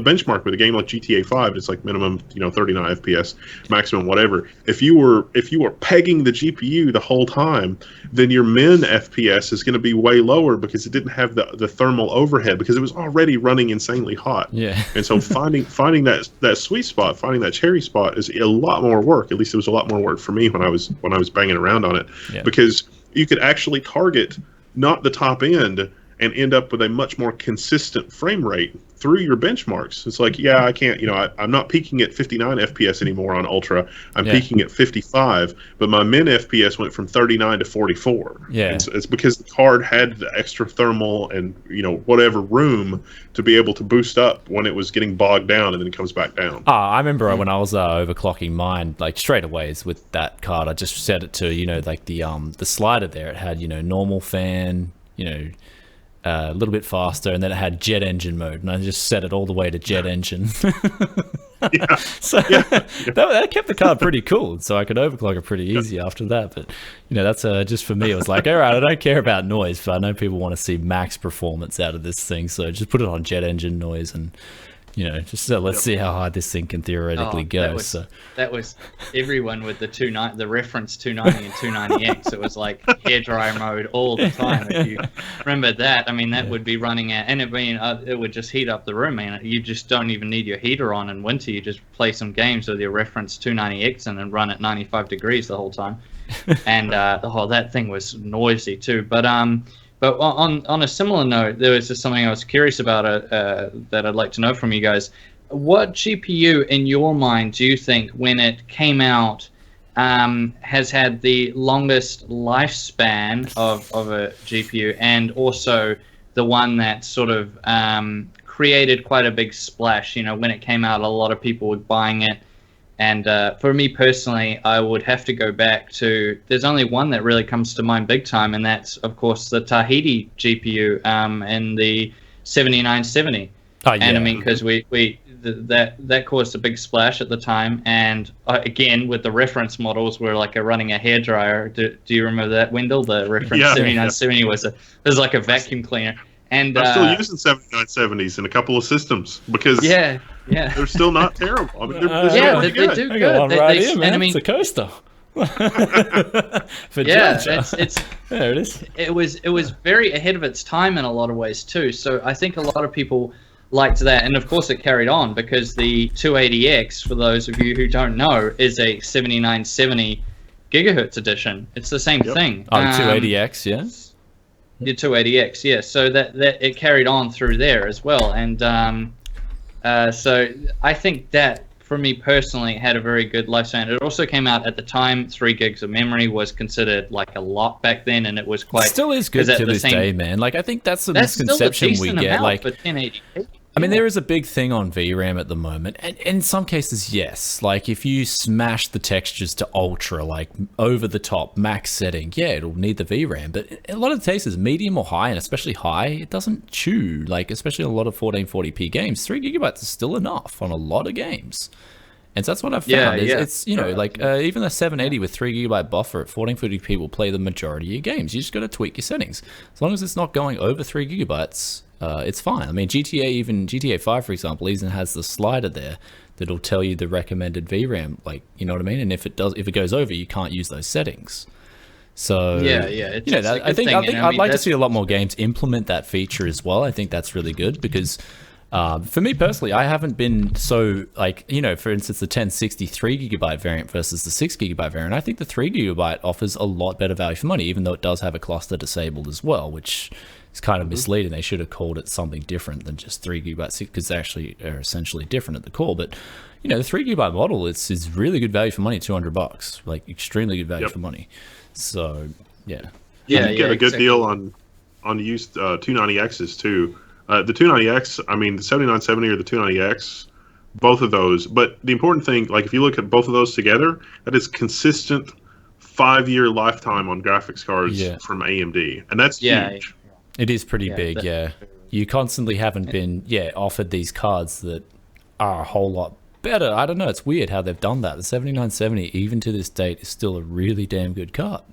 Pretty crazy. Oh, for sure. I mean, compare it to what it was out back then. I mean, the 580 had what, 1.5 gigs of VRAM from memory, and the 570 had 1.25 or something. Well, then the 670 came out. Well, the 670 had 2 gigabytes. That came out with 2 gigabytes. The 670, it did. So, but there was a lot of talk back then. But I still remember that as being, for me personally, very, very good. And of course, the Hawaii GPU and the 290 and 290X. But of course, everyone was waiting for the non-reference models from both, because and AMD, if you guys can remember back, delayed that a lot. People were stuck with reference coolers for months before non-reference design started coming out.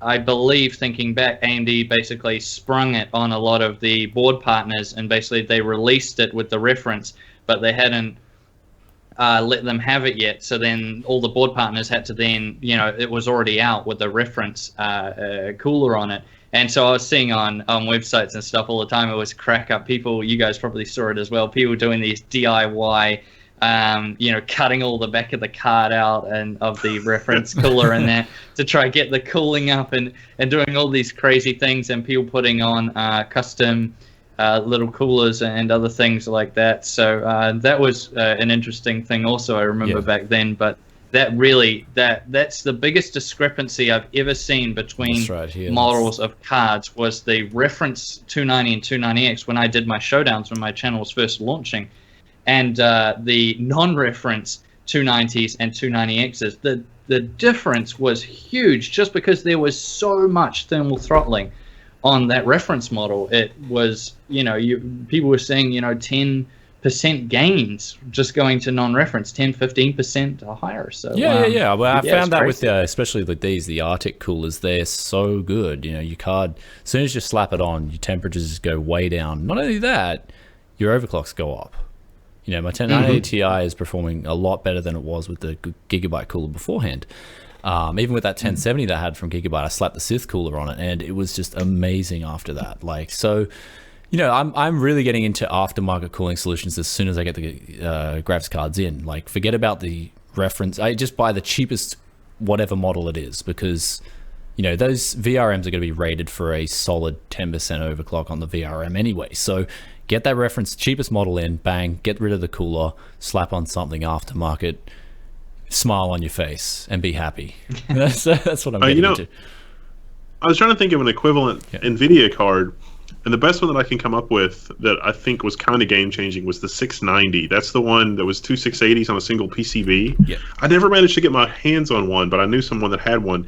You could hack it so that half the card would show up as a quadro and the other half would show up as a 680. Really? And that was great. Yeah, that was really great, because most of the software doesn't check to see if both of your GPUs are...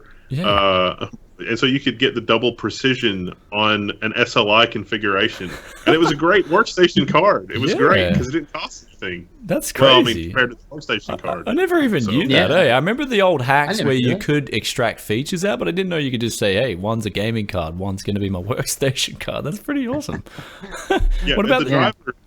It confused the shit out of the driver, and so you would get the performance of both cards as if they were quadros when you needed it, and you would still get the performance out of the from the gaming end of it when you needed it. Although you had to go in control panel and turn on there was like a checkbox you had to do. You had to remember to do it before every game for the driver version at the time. So there was a minor annoyance, but you could get the full performance of both cards in SLI with the hack and still run workstation stuff. And so it's I never got my hands on one, but that I really, really wanted one, and I've been hoping that I would find one for $50 or $100. They will, used. Dude.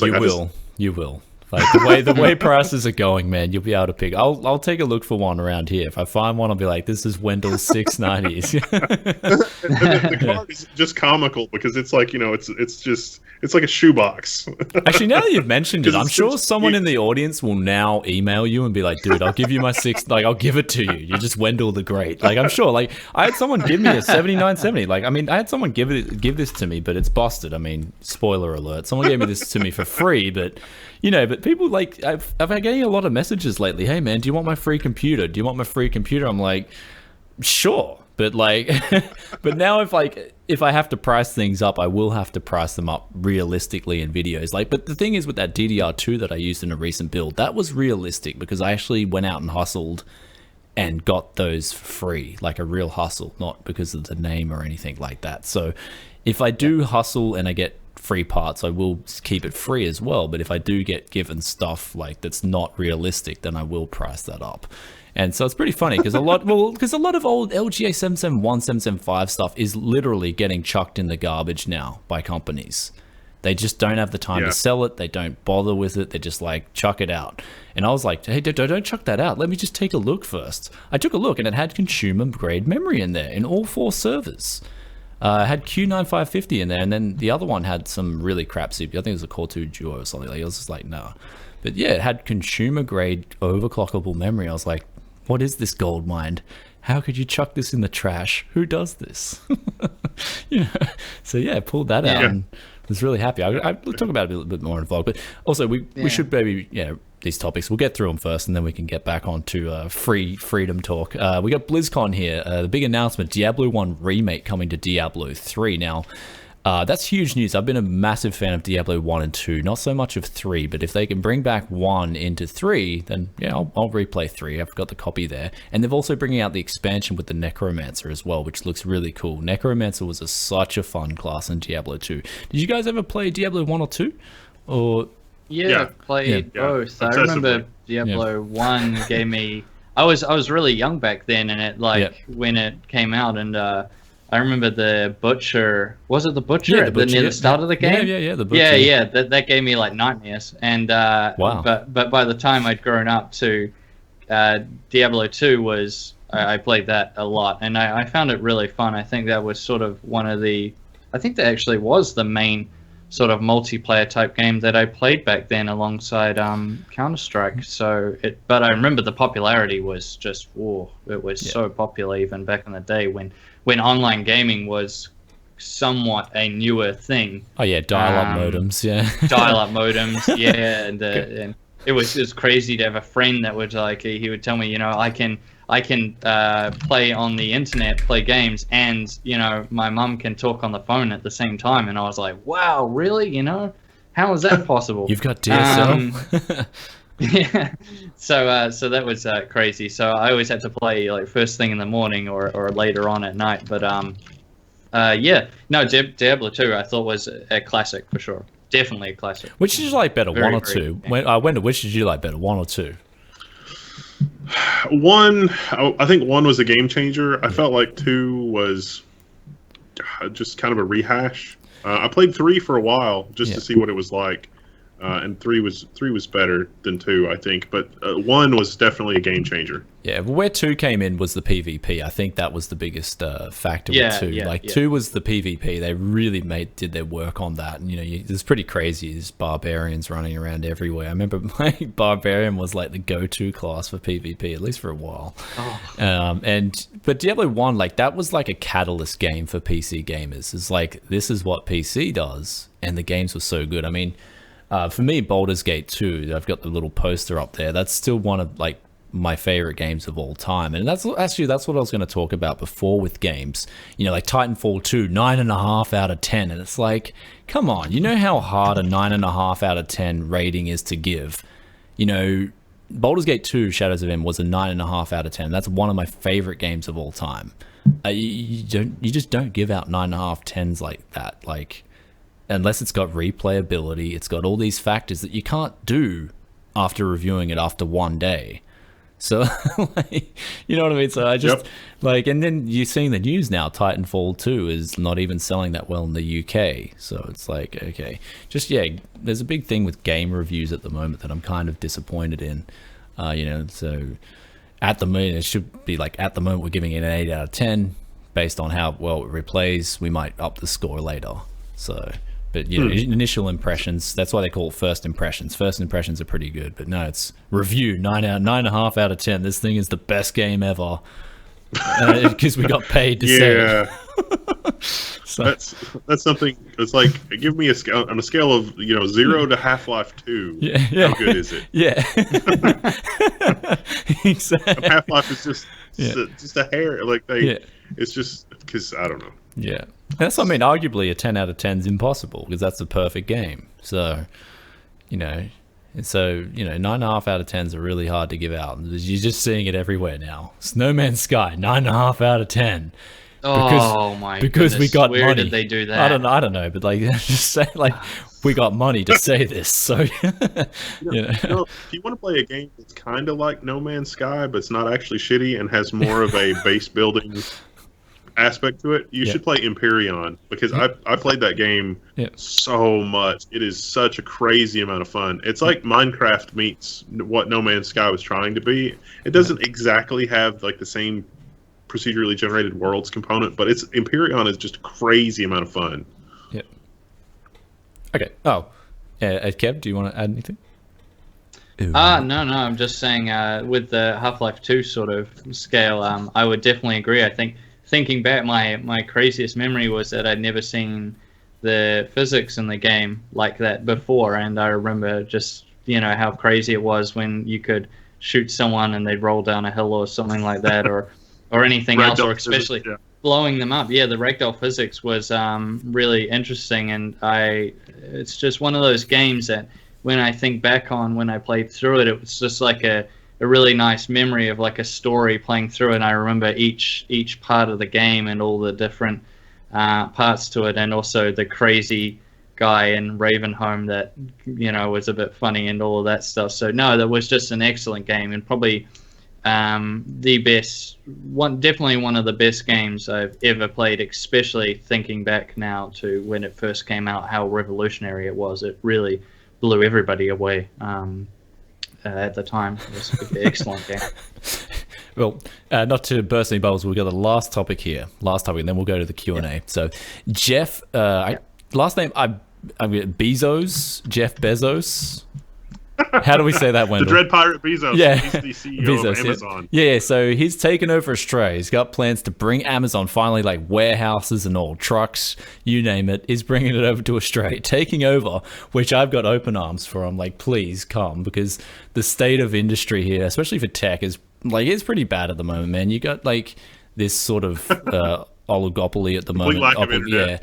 Yeah, it's like it's bad at the moment. Amazon's going to bring in competition. It's going to bring back affiliate links, to Australia, which is a great thing. And so people, it's going to bring a healthy ecosystem to the Australian, at least the tech. And so this is slated initially for March 2015, but I think they're pushing it back because he just wants to go out on everything, fresh food and all. Like, Amazon is going to be the everything in Australia. So be prepared. I'm welcoming it with open arms, because I love Amazon at the moment. Like, apparently in America, over half the online purchases are done from Amazon. Is this true? Wow. Like, in your experience, Wendell? Yeah. Is that... yeah. Oh yeah. No, their warehouses are insane. There's a warehouse not very far from my office, and it is like robots delivering stuff, and just a million people work there, and it's plugged directly into the UPS hub. So like there's like the UPS has its own airport because it's a central hub, and then right next to that is the Amazon distribution center, and so that's like the major hub for the East Coast United States, one of the hubs, and it is nuts. The volume, the level of orders, all the stuff that goes into Amazon logistics. It is mind-blowing. It is absolutely mind-blowing. And they've completely taken over the universe in terms of distribution and delivery. And there's just no other way to describe it. Just come take over Australia, please, already. So we need it. We need it, though. The thing is that we need this because our prices are just bad. Same with New Zealand, arguably. I'd say it's New Zealand worse, could use it too. So, worse. But the thing is, so welcoming this open arms, such good news for Australia. So you can expect it maybe 10 months time. It'll be hitting, like, realistically opening up, bang, you'll see whatever GTX 1170s on at the time. So can't wait for this. Really good announcement for Aussies. And again, can't wait. But that was the last topic. So we can go to Q&A, and I'm sure a lot of people are going to have questions for the great Wendell the Great. That's what I'm just Wendell. Well, dude, I put your name tag as Wendell the Great. And it's like, it's on your phone. So I don't know if you're watching feedback on the live stream, but just go Wendell the Great there. Sharpie it on my forehead. Yeah. So yeah, we're going to go to Q&A. So ask your questions in the questions in the comments section, and we'll pick them out and we'll move on. It's been an overextended show, but again, I didn't want to cut Wendell off at all this time. We got to probe him, let him go, because I love it. Just having him on the show, we just get these topics out, and you just learn from Wendell. Like, it's really, you just really learn. Like so more rampant Dodge dealership. Yeah, he has a server up here. There is a server, and it contains valuable information on everything. So, yeah. One thing I did want to talk about while we're waiting for Q&A to roll in is lately I discovered people said last week, oh, Brian, you sound like a radio DJ. And it's because my audio interface has a on-built compressor. So, yeah, it's really cool. I didn't even know this until, I just started messing around, because I saw it for $20 at a hardware, junk store. I was like, oh, okay, another audio interface. I guess I can add it to, the 4 other ones that I picked up for $20. And it's called the Roland UA25X EX, and now it's got the on-built compressor, which essentially fattens your voice out. So when you go a little bit low, when you go a little bit high, you're still going to have the change in intonation, but it's going to keep your volume exactly the same, which is really good for your audience. So if you guys are looking for something to up your audio gain, you've got the condenser already, but maybe look into getting the compressor add-on if you've got an audio interface that doesn't have a compressor. But I just realized the compressor, it just does its work. It does its magic. So yeah, all of my stuff is set up for single channel, and I've been trying to get a better setup so that I can have multiple people in the studio, and that's a problem that I'm still working on solving. The brain trust in the audience, the super audio people that know what they're doing. I think we've decided we're going to go with basically a full analog solution with a compressor insert type setup. Yeah, and definitely get the compressor. The magic to good audio is to just get close to the mic. So I'm about 15 centimeters away. Apparently that's the sweet spot with your condenser in cardioid mode. So with the compressor, and you're gonna sound like that. Oh yeah, radio condenser voice. So nice. So I guess the compressor really is the last tool in the line to really get that final sound out there. So I guess I just wanted to share that with people, because I just stumbled onto it when I had this audio interface that had the built-in compressor, and it can fatten up your voice. So it's also good to have good preamps. I don't know of anything better than the Mackie Onyx preamps, but the temptation is to get a board that can do digital out and do the mixing, and then it's got a DAC or it's a Firewire interface or something. But apparently that's not the way to go. Those should be separate, and so I'm still working to try to kind of figure that out for us. Yeah, definitely. But one thing for sure is the audio game is probably arguably more important than the video game. That's if you've got a bad picture but good audio, I'd rather watch that than bad audio and good video. I think and a lot of people are going to download it as a podcast and don't even care about the video. Exactly right. So I was just lately I just stumbled on that with this UA25X, and I was really surprised, because I was just listening to it live and I was like, what does this do? Compressor, bang, wow, this sounds pretty damn good. So I think definitely look into getting a compressor if you don't already have it in your lineup of tools. So I don't. Yeah. Not yet. Well, definitely. That's probably So definitely get that in there. And they're pretty cheap. One thing, Brian, I just wanted to say super quick. When we were speaking before about the best value graphics cards, and Wendell moved over to the Nvidia side, one thing I wanted to bring up, the GTX 480, Wendell, what wouldn't that be? You said the 690, but wouldn't the GTX 480 be? Because that thing had an extremely long life cycle. Yeah, that's true. Hot. Well, it went through a couple of different revisions though. There was a business grade version of it later, I think, that didn't require external power or something, and it was a 1U card. So they sold it forever, but it was a different card, but I think it was the same number. Oh, okay. But would you agree that it had that on the Nvidia side, anyways? Maybe that and the 690 were good in terms of the life cycle was extremely long. Because I know people that were still running them up to about a year or two ago. Yeah, the Well, the 690 is probably not the best answer in terms of like a long-lived card because it's so unusual. It's just that it had such a weird, use case, especially as a workstation card, that it would last a whole bunch longer. But in terms of like a mainstream card, 480 or 460. I like the 470. That's my favorite pick. If you can get it for 180, that's a really good pickup. So, really good pickup. So we got the first Q&A here. It's funny. Comes from a Neo Voodoo Child. Your thoughts on the election in 2 days? Voting, electronic voting. Now, obviously, me and Kev, we're not Americans, so we can't vote. But as I've said before with the politics, as I said it before with the politics thing. I mean, in America, you got two candidates that shouldn't either of them. Honestly, I'm going to be honest, shouldn't be president. Really, I mean, in the past, there's been much better choices. But if I had to vote, if I'm just going to put that out there in all honesty, if I had to vote, I'd vote for Trump over Hillary. Hillary is just so, you see all the dirt that's getting dug up on her, man. That is just amplitudes worse than what anything Donald's done. That's just my opinion on that. She's getting funded. I think a lot of people like that. Yeah, but she's getting funded by terrorists, groups that are funding terrorism. What? It blows me away. There's a lot of bad. It's but there's a lot of misinformation. I'm just playing devil's advocate on both sides. There's so much mudslinging, but what I'm more scared about, which we don't have here, which is really, really bad, is the electronic voting, Wendell. I'm not sure. Back here in New Zealand, everyone's just, what on earth is that? We go in and you tick a paper ballot, you take your piece of paper and you put it in the box. Yeah. What's so hard about that? Yeah. Why would you use a computer? But I gotta say, honestly, you're right, man. But in ways, New Zealand, I'd say, has a really good government in place at the moment. You've got a statesman in leading the country who loves the country. And the news doesn't. But the news election itself. Yeah. I would never use. I trust. Yeah. It just seems like it could be very, very easily manipulated to the degree that I've heard already people with the touch screens on them, they go to put on a certain person and it changes it to the other person, and they have to call someone over to help change it or something. And you'd think maybe if a person was in a rush, they would just tick it and then they would, go to something else. So that's just something we might go to Wendell and ask him who he's voting for. Wendell, who are you voting for in the election? I mean, you don't have to say. You don't have to go into politics on stream. I mean, if it's anything that offends people, it's usually politics and then religion, close seconds followed by religion.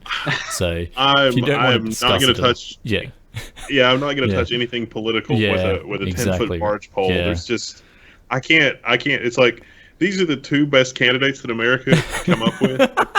Just so embarrassing. Yeah. I mean, it's just the way it works as well is not really, because Wendell, you're in the Midwest, correct? You're in Kentucky. Oh, more or less. Yep. Yeah. Well, I mean, it doesn't matter because your vote doesn't count. Because of the electoral college they use. I mean, in Wendell's case, it wouldn't matter who he voted for because the state's going to go red because it's the Midwest and it always goes red. If you didn't realize, so. It won't matter anyway. So I think that's the thing about it is pretty much I hear a lot of my American friends tell me, I mean, hell, if you're not in say a state like Florida, your state's just gonna, what's the point? Your votes, the state's gonna go whatever way it's gone for the last 40 years or even longer, and some of them they always go the same way. So that's what I think it upsets a lot of people. Whereas here, because New Zealand doesn't have states because it's too small, everybody's vote counts because of the system we use as well. So I think that's what the bigger concern that I think a lot of people gloss over is more the system in place. I would like to see changed at some point to be a little bit more fair. And there's big YouTubers like CPG Grey and other great ones like that who have done a lot of videos explaining things like gerrymandering, which you guys might want to look up if you don't know what that is, and other things which I can see Wendell, you know what gerrymandering is. Yeah, it's not good and stuff like that. It's gerrymandering, and then there's also the Clinton body count, and then I don't know. there's a lot of things. So that's what I think a lot of people need to be aware of. But the best thing is it's over in about 48 hours, correct? So should be all over by Tuesday. Yeah, it's pretty crazy. So Wednesday for us. To get my plane tickets. You think I could get asylum? Just get out. Oh, you can probably just come back because you were born in New Zealand, weren't you? So. Oh, yeah, you true. That's something we haven't claim... talked about yet. Yeah, so this is legit, Wendell. You haven't really talked about this. You were born in NZ, yeah? Well, no, it was that's Gary Wozniak that was born in Waipu, New Zealand, who is one of my alter egos. So not really. Okay. So what's the birth certificate? Yeah, because a lot of people thought that you were born in New Zealand. So they, actually, I did for a long time as well. I thought wow, really lost the accent. That was no. And then where did that go? Oh yeah, no, there was there's a spy museum in DC, and when you go, it's not really a museum, it's a for-profit thing, so it's not like a legit museum, but there's a lot of really cool, interesting technology there that's been used in spying forever. And so they bring you in and they give you alter egos, and you memorize them, and then they occasionally have people wandering around if you want, and then so they'll play little games with you with your alter ego to see how well you remember your dossier. And so my dossier from that was Gary Wozniak, who was born in Waipu, New Zealand, who had recently moved to Toronto to help start a school or something. And I'd been traveling a lot to China or whatever to try to get the school going, and so it explained the stuff that was in the passport, in the dossier that they gave me, and all that kind of stuff. And so I think the first time that I mentioned that on a stream or in an episode of something was lost in translation, and it was like, oh cool, you were born in Waipu, New Zealand, and it's like, not exactly, but okay, sounds good. I'm going through the questions here. Not a lot of questions coming through, so it's just like it's mainly a lot of chat. And got asked about a few people asked a few things before. Oh, if you could bring up some questions, we'll bring up some questions. I'm like going through. I'm just seeing a lot of it. Don't talk about politics. Yeah, America is effed,